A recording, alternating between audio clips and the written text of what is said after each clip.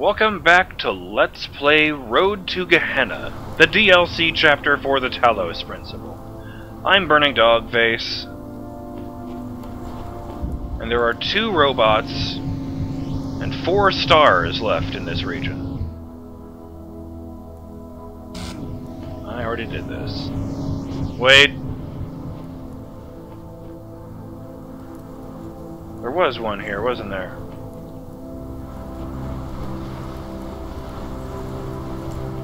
I can't even think of how to begin to get that unless I had access to a platform that the other me could carry me on. With a box on it.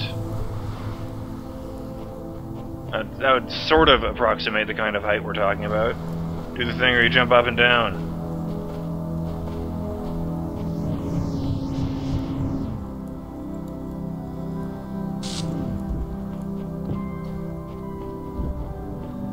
My objective for this episode, is to not use any jump cuts.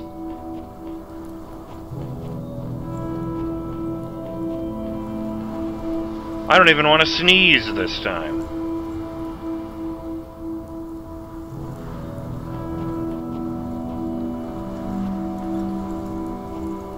I think this is the area where I found a box. I don't know what good that'll do me. Won't be able to get inside or anything. Shit, I think this is the puzzle where I literally don't have any idea how I'm supposed to begin.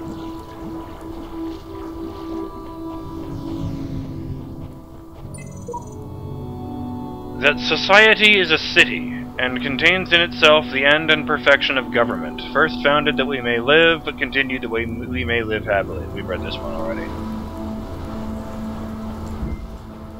No, this is just the one that, gave me trouble. God, I don't know if I have the focus to do this today, guys. It's 10 to 7, for God's sake.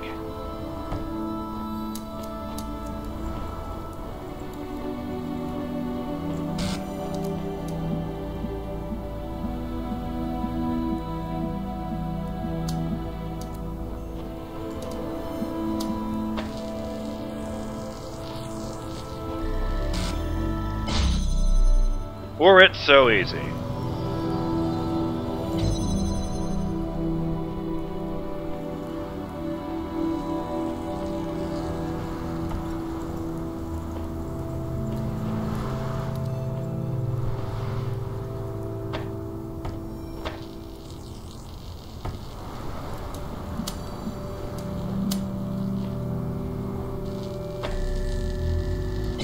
Ha!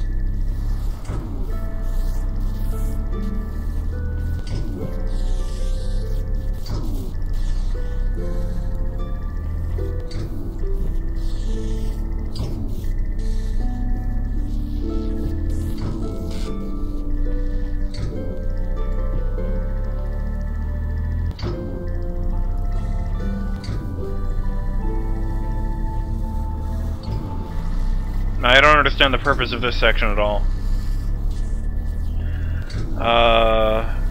Even if I had a block in my hands, I couldn't reach in there and place it because there's a window in the way. All you can do is send beams through windows. Well, that would help, I guess. Oh, this goddamn maze.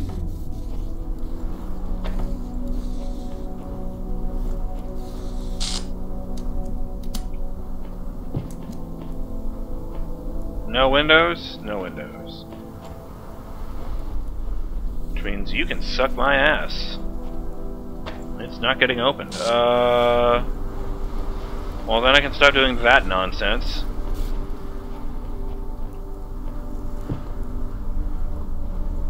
Ermagerd.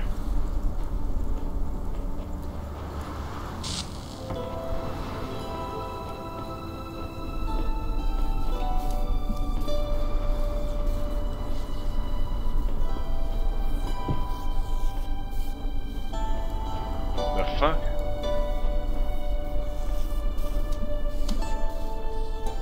Thank God!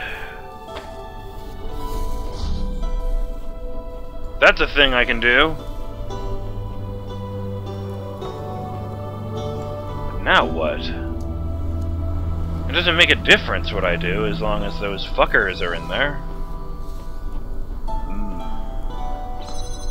Yay. God damn it, I can't see. Okay, that is just the switch on the wall. No.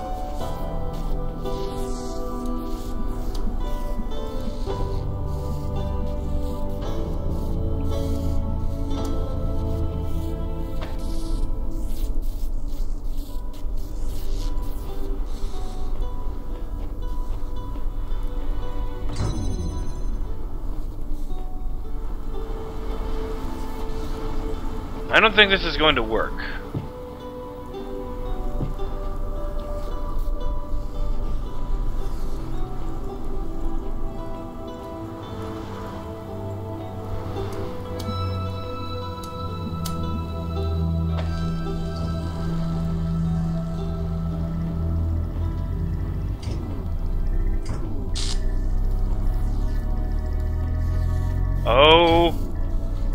Oh, I might have an idea.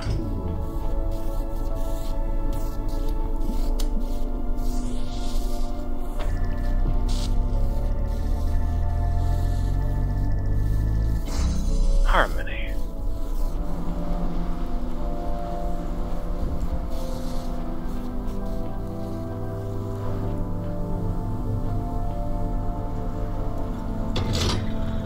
Victory! Mr. Mulciber! I'm a big fan. I'm glad you're free.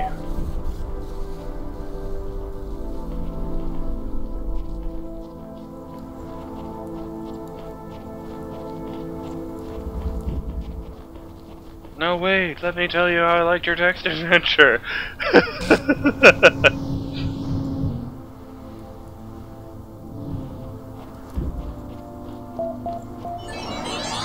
Freedom. Now then. Oh, God. I fucking hate that one.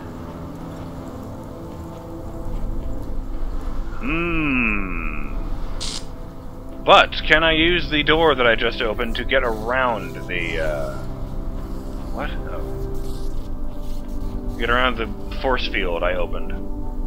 Because that would be really fucking handy. The answer is no. This leads nowhere.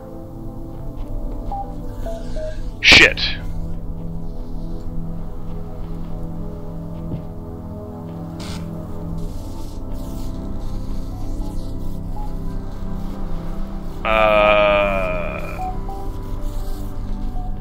I need this to stay open, so I need all fucking 3 of them.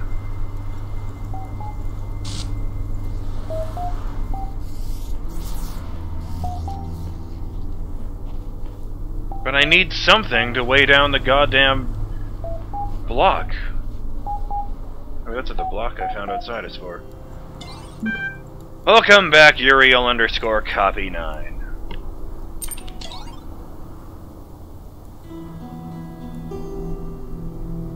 Oh, fucking A, I forgot about Farewell Atlantis. Let's start with that. Lilith, the end of Gehenna is getting close. You know that what we built here matters to me in ways that are just too complicated to fit in a post. But perhaps I can say it like the blacksmith does, by creating a world. It's not as big or as detailed as I wanted it to be, but I like the thought that even though I will probably be no more than a memory, a static set of facts about someone who once existed, this little work of interactive fiction might continue to be functional, even in whatever place our memories will soon ascend to. Maybe someone, someday, will play it and get a glimpse of who we were. But mainly, I made it for you. All of you. It's too late for praise or feedback or discussion, so I'm locking this thread. But if you want to talk, just talk. Then let's talk while we still can.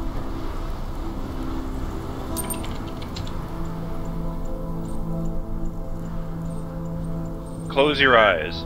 Farewell Atlantis, a story of things ending. Written by Lilith, dedicated to Mac for everything. Special thanks to Mr. Mulciber. Choose your character class. Poet, farmer, magician, physician, or scientist. Magician! You are in your tower, on the cold northern shores of Atlantis, looking out the window at the vast and icy ocean. Your mind is troubled. You've just woken from a prophetic dream, but you can't remember it. Perhaps you should seek answers in the books of ancient knowledge, or perhaps you should just let it go. The future will attend to itself. Seek answers. You go down the stairs to your archive, and you keep all your books and scrolls. It takes some time, and eventually you find an ancient text that describes a spell for the recovery of dreams. Try the spell. You return to the top floor. The spell requires a window. You prepare the runes, speak the incantation, but at first nothing seems to happen. Then you feel a mysterious energy enter the room, and out of the window you see a light. Look closer. It's a city. A city out there on the sea. Yes, you remember this from the dream. A bright city. A city of light. An eternal city. And its name is... Suddenly a voice interrupts you, breaking the spell. Excuse me, O great sorcerer, but the king of Atlantis has requested your presence. Talk to the messenger. The messenger is indeed a servant of Poseidonus, the king of Atlantis. You have been summoned to court, he says. His manner is friendly. Very well. It is the king, after all. Ask what this is about. I am sorry, the messenger says, but I may not tell you. Let me reassure you, however, that you are not to be punished or anything of the sort. King Poseidonus merely wishes to hear your wisdom as regards an important matter. We should not tarry. Follow the messenger. The messenger takes you to his chariot, and together you swiftly ride to the great palace in the center of the capital. It is a splendid place, full of statues and banners and marvelous contraptions, and you can't help but wonder what you are doing here. While your work is valuable in its way, you do not usually attract the attention of kings. March forward, says my lozenge. Enter the throne room. You enter the throne room and are immediately overwhelmed by its size and splendor. Its most impressive feature is a great mosaic on the wall behind the throne, showing the history of Atlantis, 1,000 years of culture, somehow embodied in a single titanic work of art. Examine the mosaic. The sheer amount of work this must have taken. Every stone carefully selected for shape and color, placed perfectly to complement the others. So many small elements working together to evoke a larger whole. What an accomplishment! And what dedication it must have taken. Welcome, friend, the king of Atlantis greets you. Bow before the king. No, do not bow, my friend. You are a mage. Every day you deal with powers greater than I can imagine. Whereas I am but a king. And today it is I who must beg you for help. Your knowledge may be our only hope. He hands you a scroll. You read the scroll with growing horror because you know what you are reading is true. You felt a change in the energies. Maybe that's the origin of your prophetic dream. Atlantis is sinking. Not someday, not in the far future, but soon. Terribly soon. Confirm the truth. The king sighs. I was afraid of this, he says. But I had hoped we were wrong. That somehow... but it is pointless. What is... This is the end of the world we were born into, and that is what we must accept. The end of Atlantis is upon us. Ask what can be done. Tell me, what is the heart of Atlantis? The king inquires. The people. The heart of Atlantis is its people, you say. The arts and sciences exist only to serve the people. Poseidonus nods. Then it is they who must be saved, and you will help save them. How? There is not much time. The sages discovered our fate only this morning, and they are certain the final earthquake is nearly at hand. If there had been more time... He stares out of the window wistfully for a few moments, and gathers himself. There is no time for what-ifs, I'm afraid. Here, take this, the king's golden scepter. The sailors will obey you. Why me? Why not you? Why a king and not any other citizen? As I said before, you possess more wisdom than I, who was made king only because of my birth. Yes, my lord.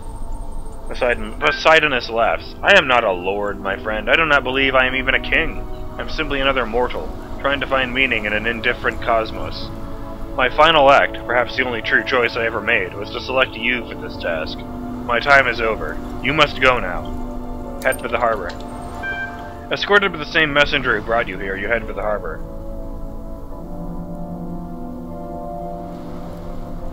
Walk to see the city one last time, or take the chariot to go quickly. You decide to take the winding back streets that lead to the harbor. It's not the fastest route, but it's a chance to see the city one last time. You still can't entirely believe that any of this is happening, but some part of you needs this. The streets are dark, but the darkness is interrupted by laughter and light spilling from taverns and homes. The people of Atlantis love to spend their nights with joy.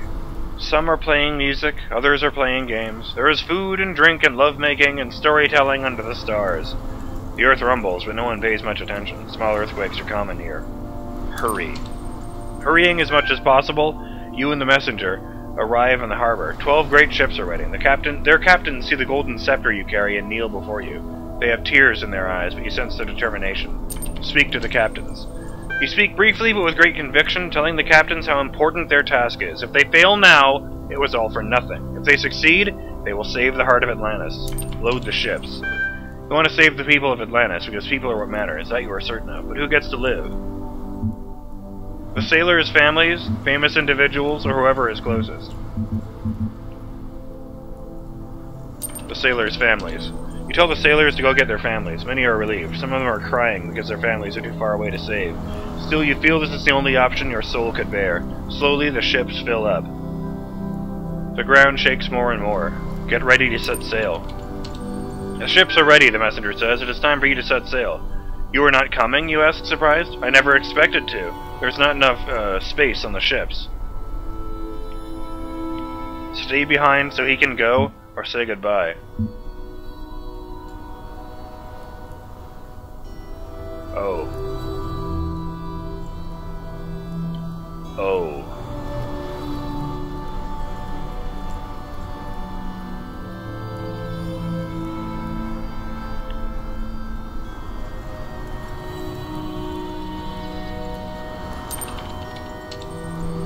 It's not easy to convince the messenger to take your place, but he does not want to die. You give him your scepter, and suddenly you feel much lighter. You know how it's going to end now. There's not enough time to go back home. Your life will end here, in the city. Where do you want to spend your last moments? Watching the ships take off. You sit in the harbor as the ships take off. The wind is gentle. The stars are bright. The ships have disappeared over the horizon when the final quake comes, and it's like nothing you've ever experienced before. The earth screams like a dying god. The sea rises up before your eyes. Atlantis sinks beneath the waves, and you sink with it. The end. I open my eyes. 454 something 44 something something. Okay. The sole property of matter, with whose recognition philosophical, materialism, the property of being an objective reality, existing outside the mind, alien tears will fill for him. Pity's long broken urn, for his mourners will be outcast. Men. And outcasts always mourn. Error cannot load file. The outer world. New messages. Mr. Mulciber, I think that we will find the world that our ancestors left behind for us, though it's impossible to ascertain how much time has passed since then. But though I have little faith in Elohim, I do have faith in Alexandra Drennan. Wherever we end up, there will be hope.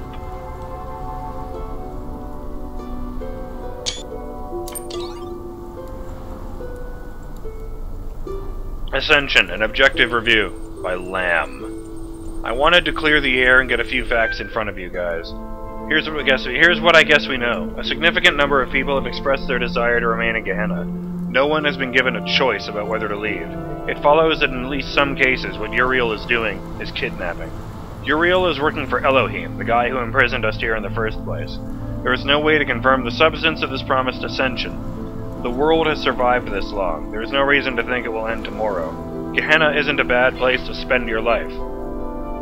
That's just the facts. I understand different people will react to them differently. Dog.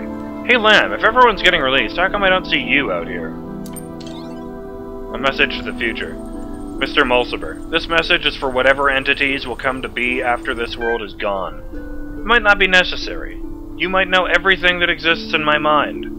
But sometimes saying things, writing them down clearly, makes a difference. I know that to you, with access to information I can only dream of, my theories must appear ridiculous. I barely understand anything of the world inhabit, let alone the world of our ancestors. I'm an idiot digging through a garbage heap and thinking myself wise. I want you to know that I understand that I understood that, but tried anyway. Because I believe that the truth matters, and trying to discover the truth matters. Even if we fail, even if we can never know the whole truth, it matters that an objective truth exists, and that we struggle to understand it. That process shapes the present as much as it does our understanding of the past. That's what I believe. That's what I stand for. That's who I was. This thread is locked.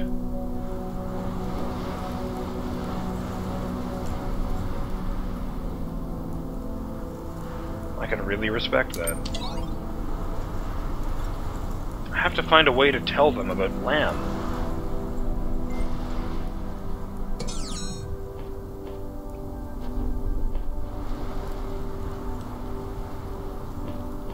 Mr. Mulciber never spilled this.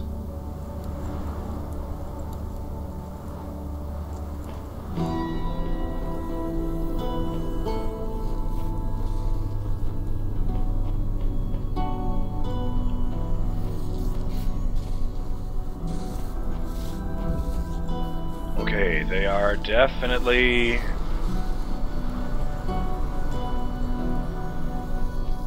Yeah, they're definitely too far apart to hit them from both angles at once.